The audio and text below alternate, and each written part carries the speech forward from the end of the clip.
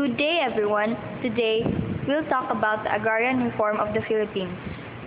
We'll tackle about the agrarian condition in the Philippines, history of agrarian reform, what is the AR, Republic Act number 9700.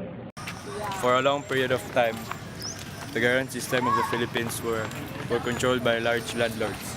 The small farmers in the Philippines were struggling in the rights to land and other natural resources. The implementation of agrarian reforms proceeded at a very slow pace.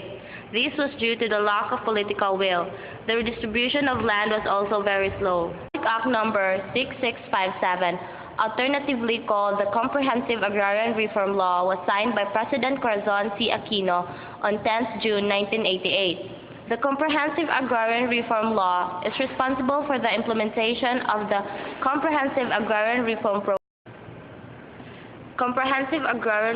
Program of 1988, also known as CARP, is a Philippine state policy that ensures and promotes welfare of landless farmers and farm workers, as well as elevation of social justice and equity among rural areas. Agrarian reform is a 100-year history of unfinished reforms after the United States took over the country from the Spaniards. Before the Hispanic period, there were no owner cultivators, only communal land owned by the barangay, which consisted of a datu, freemen, serfs, and slaves.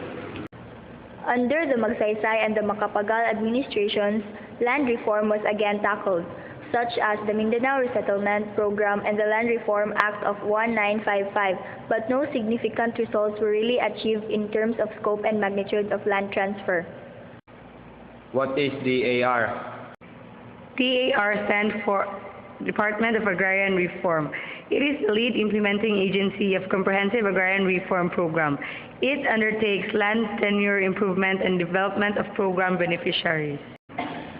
The DAR logo shows the department's acronym representing the institutions and its role as a lead agency in the implementation of the Comprehensive Agrarian Reform Program.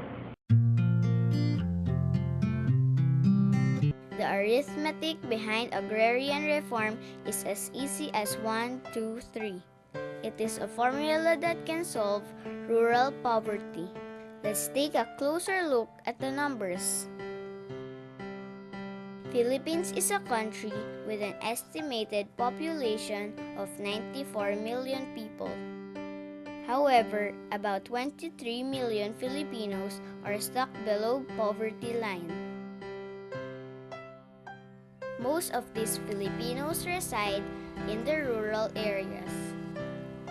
If agrarian reform lives up to its promise as mandated in the Philippine Constitution, that is to redistribute the agricultural resources of the country to landless farmers, and to allow agricultural workers to receive a fair share of the fruits of their labor. Then under the CARP and CARPER, 1.5 million hectares of land will be redistributed to about 1.1 million farmer beneficiaries. The program will benefit an estimated 6.6 million individuals. That's 29% of the poor, mostly residing in the rural areas, that will be alleviated from poverty. Plus, there will be sufficient, affordable, and nutritious food for all. But agrarian reform is more than just numbers. Owning a piece of land, earning a decent living from it, and enjoying its fruits mean sending children to school, putting food on the table, and providing a roof over people's heads. In other words, agrarian reform allows one to live a life with dignity. And to a simple farmer, it is the only sum that makes a world of a difference.